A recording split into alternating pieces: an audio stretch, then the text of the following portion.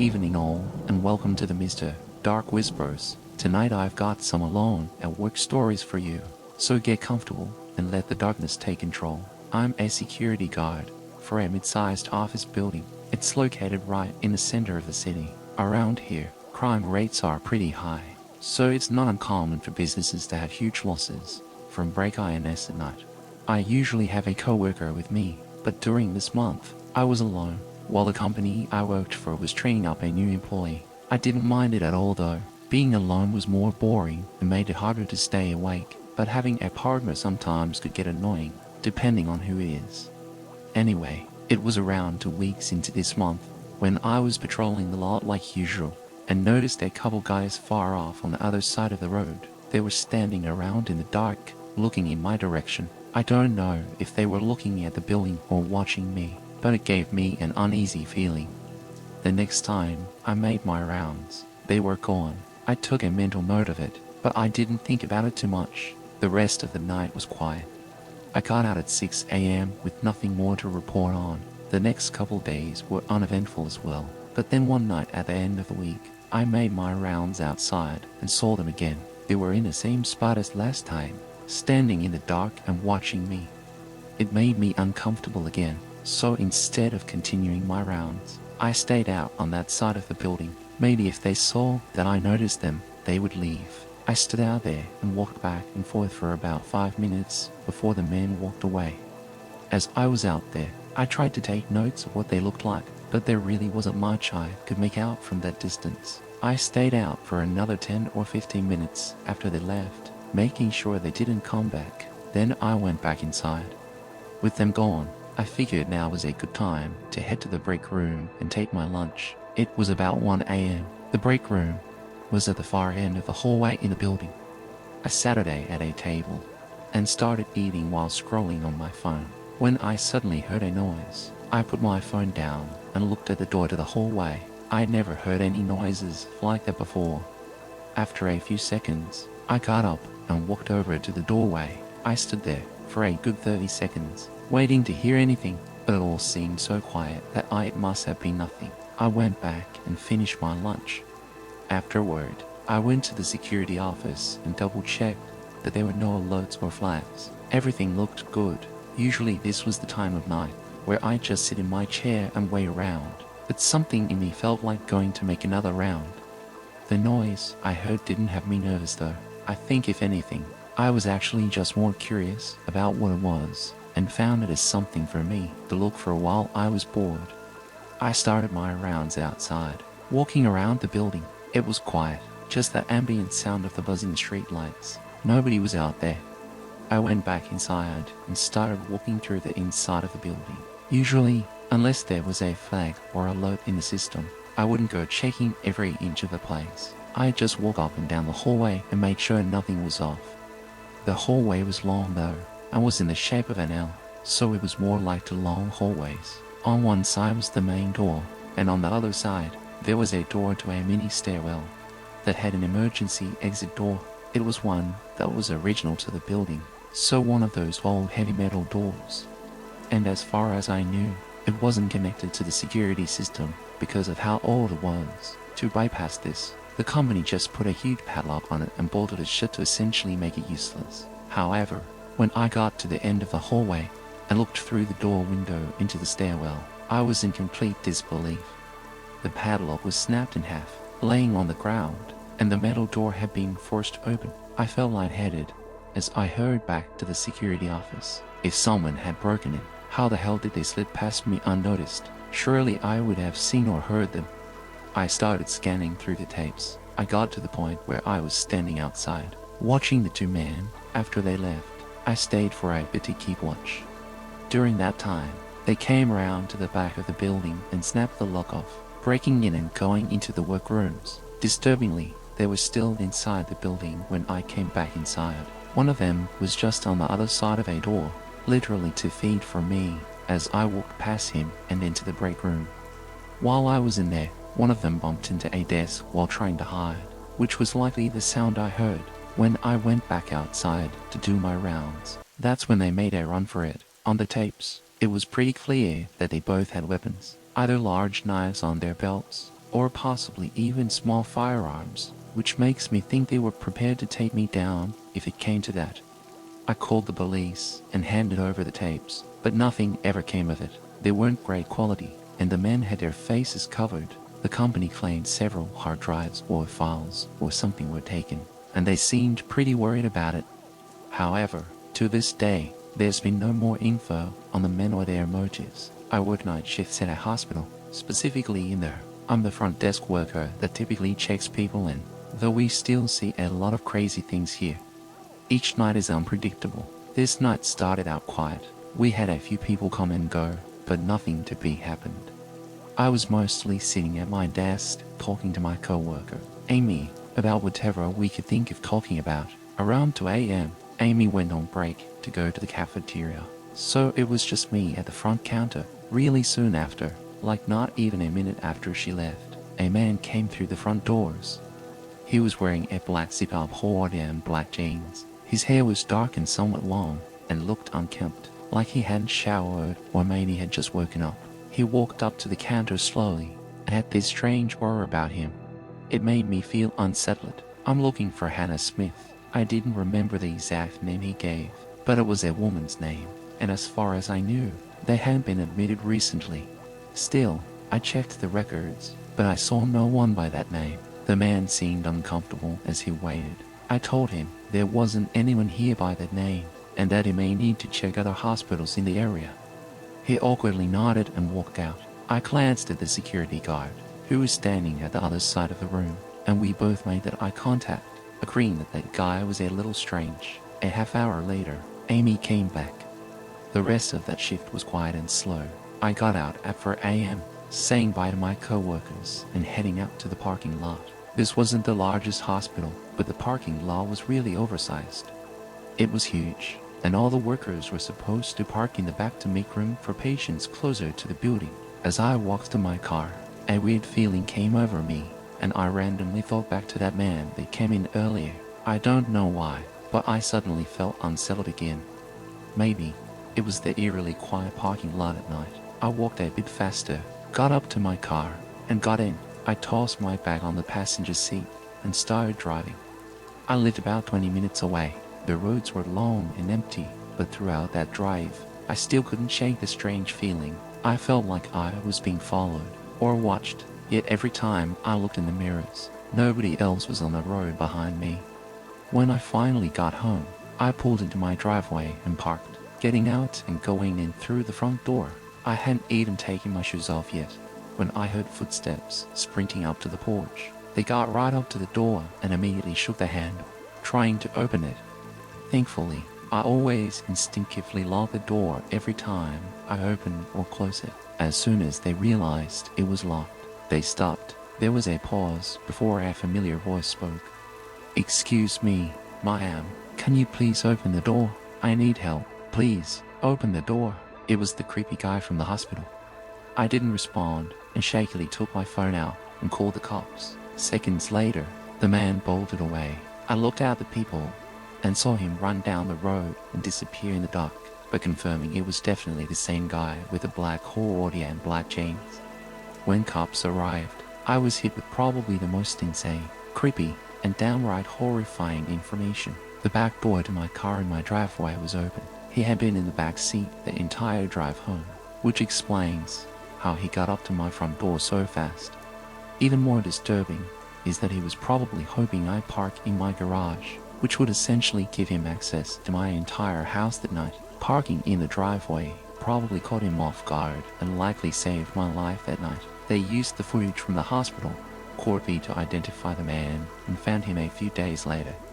He was some nobody that I'd never met in my life, but he had some strange fixation with me.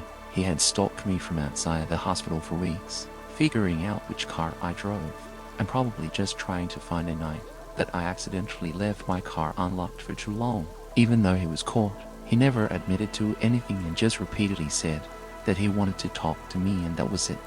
This was a while ago, but I haven't heard or seen anything about him since. When I was in my mid-20s, I worked night shifts at a 7-Eleven. I was still doing online school at the time, and I figured most of my shifts would be slow enough for me to get some schoolwork done during my shifts.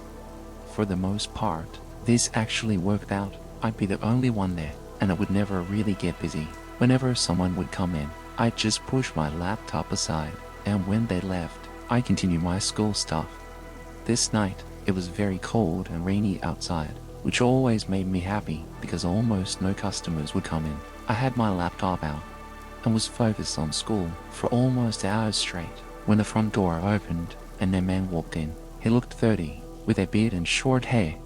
I put my laptop off to the side and waited for him to come up to the counter. The man looked around the aisles for a minute or two, then walked out, got in his car, and left. Not thinking too much about it, I grabbed my laptop and continued about my work. Another 30 minutes passed, when out of the corner of my eye, I saw headlights pulling up in front of the store. I looked over and was confused to see the same car that was here earlier. I thought maybe it was just a coincidence, but when the guy got out, it was the same man. This time, he walked into the store and came right up to the counter before I could even move my laptop. "Restroom?" he asked. Yeah, it's right over there."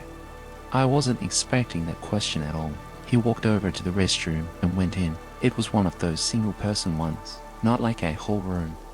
I couldn't help but think it was a bit odd to come back 30 minutes later to just use the bathroom, like there had to be somewhere closer to wherever he was. Unless he stayed in the area for the whole 30 minutes, he possibly could have been back to also grab something that he decided he needed.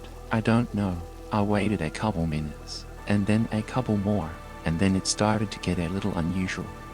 Honestly though, I did not want to be that guy who checks up on him, or knocks on the door, or whatever. Another 15 minutes passed, so he'd been in there for almost 25 minutes at this point, when a police officer pulled into the parking lot. He circled around and slowed down right behind the other guy's car, clearly inspecting it, and after a little bit, he stopped his vehicle right behind the car and got out.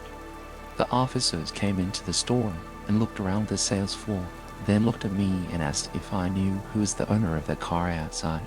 The officers looked more than just curious. He looked worried.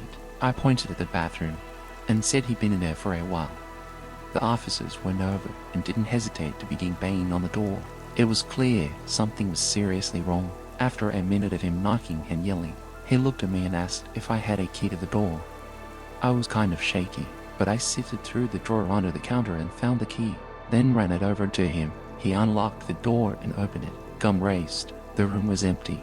I couldn't believe it. After getting interrogated for a minute, I assured the cop that he had gone in it and never came out.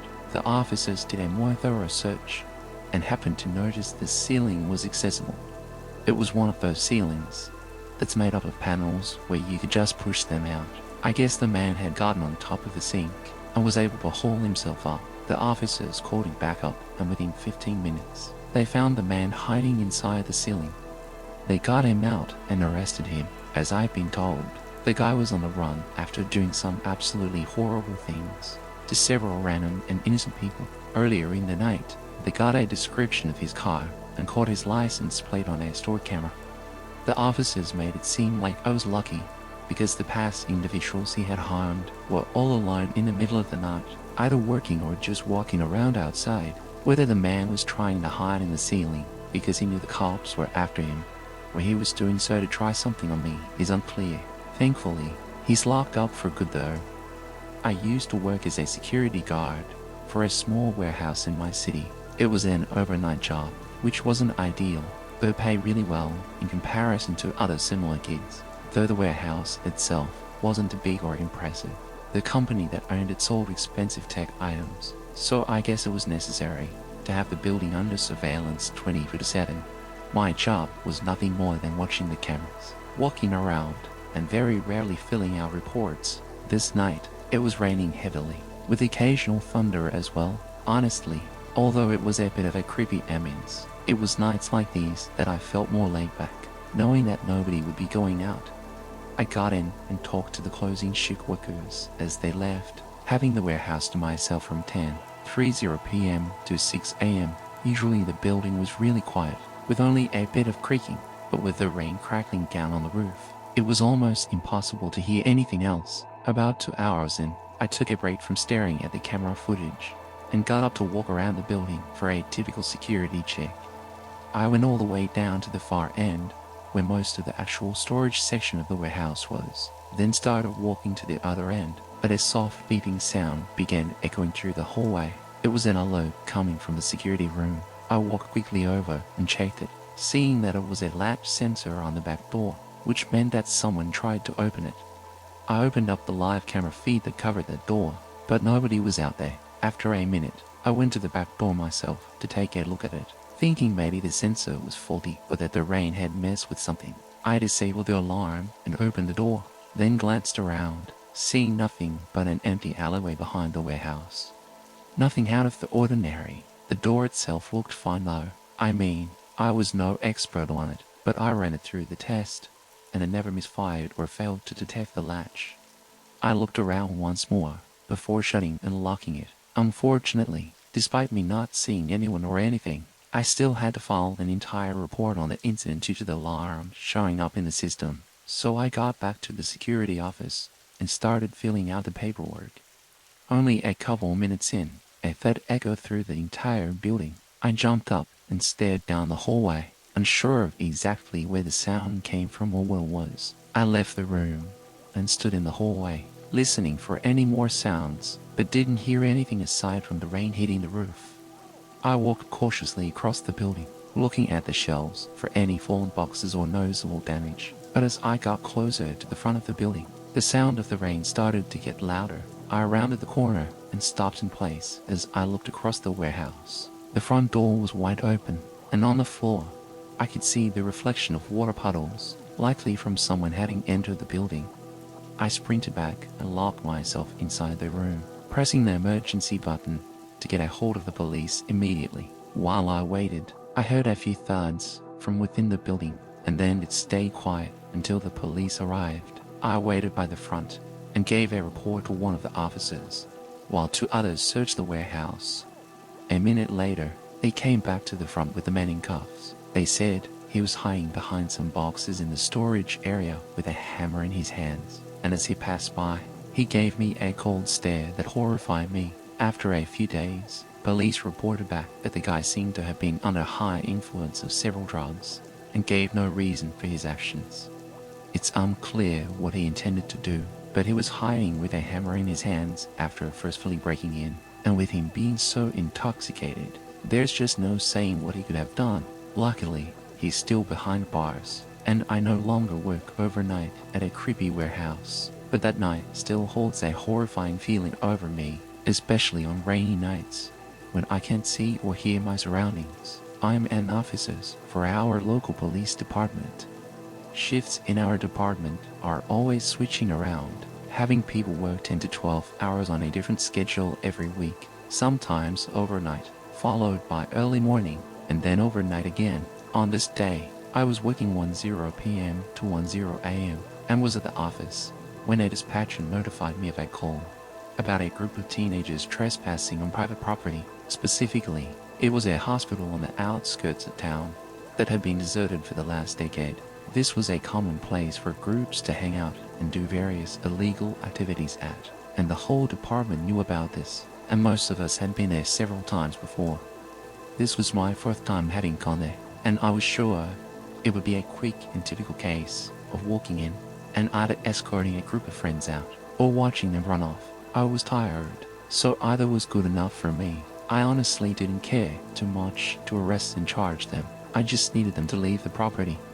When I got there, I was quickly aware of a flashlight shining through the windows of the second story. What was strange about it was that it was moving really fast across multiple windows, like someone was running through the hallway. I got out of my vehicle and prepped my flashlight, then entered the building. First thing I did was call out, requesting everyone to show themselves and whatnot, but of course, no one did. I listened at the entrance for any noises to hopefully give me an idea of where to look, but it was dead silent, enough so to wake me up and get my nerves going, having me keep my right hand on the holster of my gun. I think it was always a slight fear that it could be a trap to lead in officers and attempt something, but I kept my cool and walked through the old hallway and up the flight of stairs. It was as I reached the top that a thud echoed through the building. It sounded like someone hitting a wall and was definitely from the second floor. I entered the hallway and shined my flashlight all the way down. Not seeing anyone or even a sign of anyone, I called out again, very aggressively, knowing that the stairs I was by were the only way up and down from the second story. I stayed there and listened again, but heard nothing more than the creaking of the building. I walked slowly through the hallway, looking through each door and scanning the rooms with my flashlight, but there was nothing more than old hospital beds and graffiti. When I got to the last room, the door was closed, so I called out one more time before swinging it open. I cleared the room, but nobody was inside. However, there were signs of recent activity, being cigarettes on the ground with smoke still rising from them. This was extremely concerning, knowing that they hadn't left the second floor through the stairs, and the only other way was if they had jumped out a broken window. Before I could even check, the door behind me slammed shut, followed by something smashing against it and footsteps departing down the hallway. Luckily, I was able to forcefully push the door open enough to slide through the opening, seeing that a large hospital bed was pressed against it. By the time I got out, whoever was there was long gone. Backup came, and we did a more thorough investigation, also checking in with the one who originally called in the two teenagers. What was odd about this was that there was only one clear set of footsteps I heard, and only one flashlight in the window. The cigarette still burning also showed that they had left in a hurry, which could have been from me arriving, but then why would one of them have stayed behind? In the morning, we got a report from my mother on her missing teenage son, followed soon after by an identical report by another mother on her teenage son. After looking into it for days, and then weeks, and then months, it was almost definite that they were not going to show up, and now, 6 years later, they still haven't. Their disappearance is an unlikely one, and that's what makes it so difficult. It isn't certain whether or not the person in the hospital with me was one of the two kids, but the current most stable theory is that it was someone else, and unless something more comes up, it's not likely that we will ever know. It was a snowy night when I pulled into the parking lot of my gas station. I worked the overnight 11 to 7 shift and had been at the job for several months before this. I really didn't like this job, but finding somewhere else to work was really difficult, and due to how some things were in other aspects of my life, night shifts were the best for my personal schedule. Still, though, I went in tired every night and struggled to get through every shift. I parked in front of the building, beside the only other car in the parking lot, which was my co-worker's. Then I went inside and relieved him of his shift. He left a couple minutes later, and then it was just me for the rest of the night. My manager had a paper on the desk with some things to get done, but from reading it over, it wasn't all that much. My guess was that it would take no more than an hour total to complete all the tasks, so I tried to put it off as long as possible to save me from falling asleep. Once I started getting really tired, but as I sat all day there behind the desk, and somewhere around 1 a.m., a car pulled into the station. I glanced out the window, seeing an old SUV parked by one of the pumps. Of course, with it snowing outside, most people were not driving around, but getting a customer every once in a while was normal. I went back to my phone and scrolled through some videos, not paying much attention for probably 10 minutes, until I looked back outside and saw the SUV was still there by the pump. The headlights were off and the doors were closed, looking like they should be pumping gas, but it had been so long. I stood up and got closer to the window, looking down both sides of the building, but nobody was anywhere outside. If they had been in their car for the past 10 minutes with it off, they'd have to be freezing. It was snowy, windy, and cold, so I honestly got a little nervous for them. I paid more attention for the next few minutes, waiting to see any movement through the dark windows or for someone to get back inside their car, but there was nothing. It was like the car was just abandoned right next to the pump. After some thought, I put on my jacket and went outside. Immediately, I knew I was right. It was way too cold for anyone to be in there with the car off, or for anyone to even be outside for more than a few minutes. I rushed over to the car and looked around, then put my face close to the window and tried to look inside. "Hello, anyone in there? Just checking to see if you're okay," I called out, but from what I could see, there wasn't anyone inside. It wasn't exactly easy to see, so someone could have been, but I was pretty sure there wasn't. Now even more confused, I backed up and looked around at the empty gas station parking lot before starting to walk back. Now with my eyes not focused on the car, I was just looking at the ground and noticed shoe prints in the snow going toward the building. Not really the front of the building, but kind of off to the side. I looked back and saw that they seemed to come from the car, but at this point, I was freezing and didn't want to investigate further without warming up a bit first. I hid inside and turned on the small heater next to the counter, putting my hands in front of it to warm them up. I was only inside for 30 seconds to a minute though, before a thump resonated through the building from behind me. I spun around, not seeing anything, then walked around the counter and toward the back. On the floor, there were puddles of dirty water, like snow, that had melted off someone's boots. Feeling a chill run through me, I stepped closer to the back room and turned the corner toward where the supply room was. Standing in the dark behind one of the shelves, I could see the outline of a figure. They were tall with broad shoulders and had a large, scruffy beard, and they were looking right at me. My heart stopped for a moment, but after that initial shock, my reaction was to just walk back to the counter. I don't know why. Maybe I was just as shocked to react appropriately after staring at the doorway to the supply room for I don't even know how long. I quietly picked up the store phone and called the police, whispering for help. Then I endured the most unnerving 10 minutes of my life as I waited. During this time, I didn't hear or see anything from the supply room, which honestly added to my fear. For some reason, the man never came out to confront me. When the cops finally pulled in and came inside, I quietly told them where the man was. They searched the room while I stayed by the front, but I was shocked when they came out with nobody else. The man was gone. Watery shoe prints surrounded the back door, but outside were fresh tracks in the snow going straight away from the gas station, straight into the completely dark, empty field that led on for miles. Obviously, nobody could search that at night, but even when they did in the following days, they didn't find anything. I mean, the field was huge. He could have gone anywhere, but it was so cold and windy that night that I was almost sure that they'd find a body. The SUV was taken in for hopefully more information. I don't know how or why, but for some reason, they couldn't find any history of ownership, so that left us with just what we know from that night. And we are still left with just that. Who the man was and what he was doing remains unsolved, and where he is now is just as much of a question. I picked up my first job this year as a delivery driver for Pizza Hut. I'm 16, so this was only a part-time job that I did after school a couple days a week.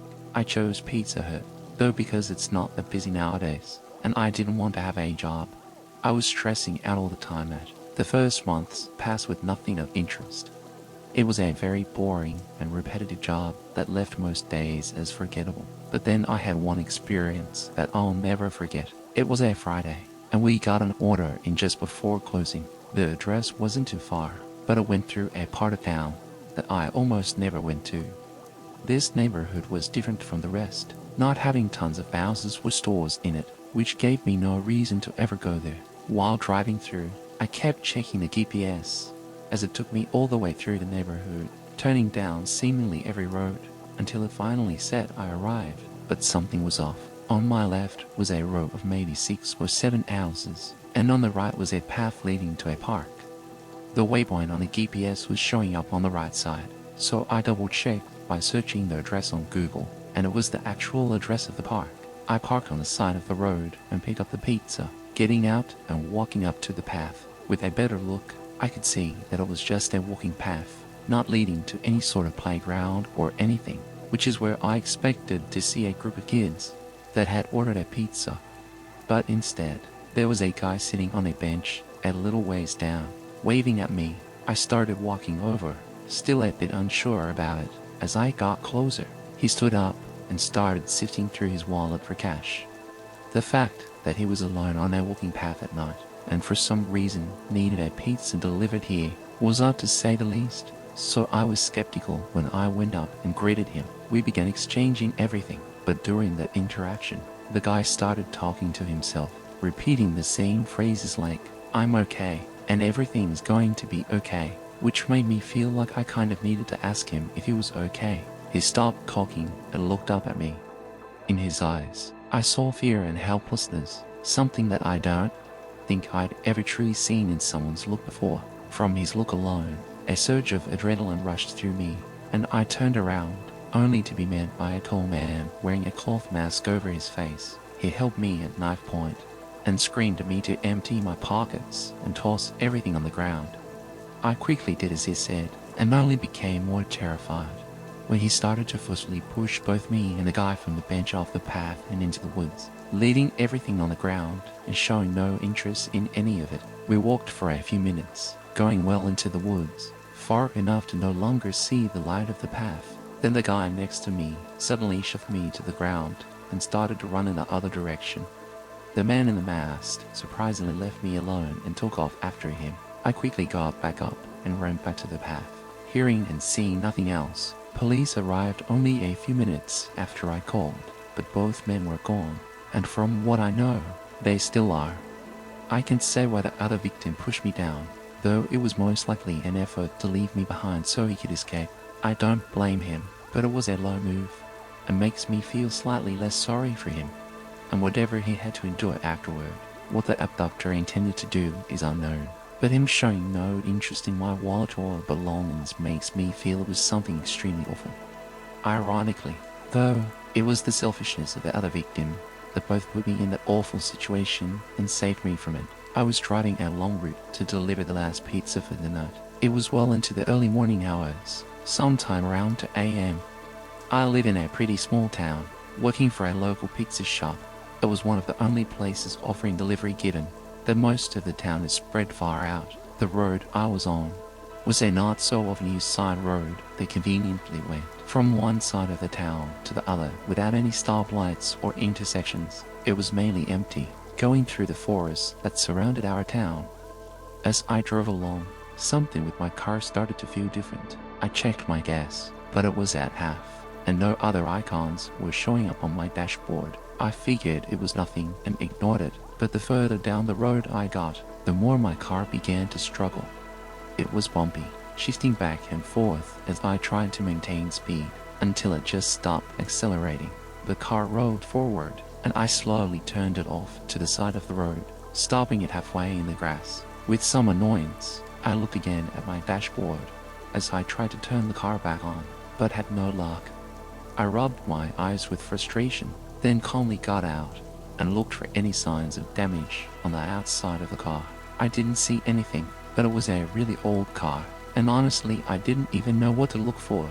As I was out there, I looked down the road, not seeing anything but fog and trees. But when I looked back the way I came from, I saw a figure far out standing in the fog on the other side of the road. I got back in my car and called up one of my co-workers, who was also a friend of mine, and asked if he could do me a favor and pick me up. He agreed, though it wouldn't be for another 30 minutes. I thanked him, then called the customer to let them know my situation and apologized for the inconvenience. They were nice about it, so all I was left to do was sit back and wait. After a second, I remembered that figure that I'd seen, so I checked my mirrors, but saw nothing. I didn't see anybody on the side of the road or by the trees, although it was really dark and foggy.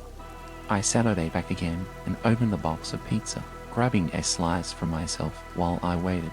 Over time, though, an eerie feeling continued to grow on me. Being out on this empty road with very limited vision just started to freak me out. I could only see a few feet into the forest before it was complete darkness, and the fog on the road seemed to only get more dense as time went on. I waited for 30 minutes, keeping my eyes open the whole time and checking the mirrors. But then I heard something, footsteps, getting more noticeable as the sound came closer, coming from the darkness within the forest.